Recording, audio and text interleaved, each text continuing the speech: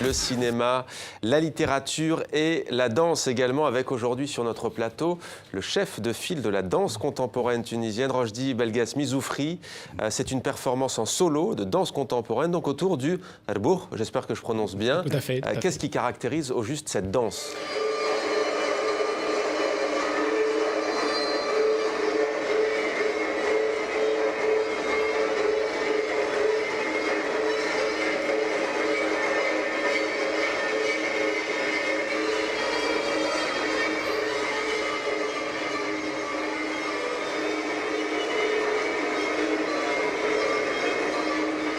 Ouled Jellaba, c'est l'autre œuvre que vous nous donnez à voir en ce moment. Danseur populaire, ce sera dans quelques mois. Alors c'est sur un danseur populaire des années 1920 qui interprétait lui-même ses numéros de danse. Est-ce que vous pouvez nous dire qui il était au juste ?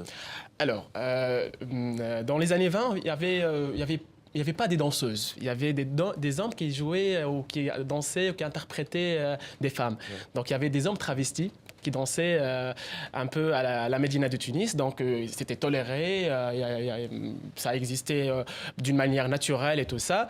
Moi, j'ai trouvé ce personnage dans ce qu'on appelle l'histoire parallèle. Parce qu'il y a l'histoire officielle, nationale, et parallèlement, il y a une autre histoire qui est populaire, qui est écrite par la population, par le peuple, qui n'est pas du tout reconnue par l'histoire. Ouais. Et donc, j'ai trouvé ce personnage qui était un des pionniers, des premiers danseurs qui ont installé tout un monde. Pas seulement danseur, d'ailleurs, jongleur, chanteur, Absolument. serveur de thé, de café. Absolument. C'est un vrai personnage romanesque. Hein. Tout à fait, tout à fait. C'est un personnage. J'essaie de retrouver un petit peu tout ce monde parce qu'il était il n'était pas seulement dans les cafés chantants, il était aussi chez les boucheries, dans les épiceries, c'est-à-dire les lieux de vie, les lieux de vie, fait, où il y a une activité commerciale normale pendant la journée. Et le soir, ça se transforme en lieu de fête, en lieu de culte. Et donc, lui, il était la star de cette époque. Donc, mais on a oublié, on a complètement oublié l'existence de ces gens-là. Et donc, c'est pour ça, ce spectacle, il rend hommage.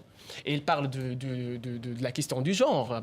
Oui, vous interrogez le genre dans ce spectacle. Tout à fait, qui est une question aujourd'hui d'actualité. Ces gens-là, ils étaient avec nous, ils existaient. Donc, pourquoi aujourd'hui on les écarte, on les met à côté ?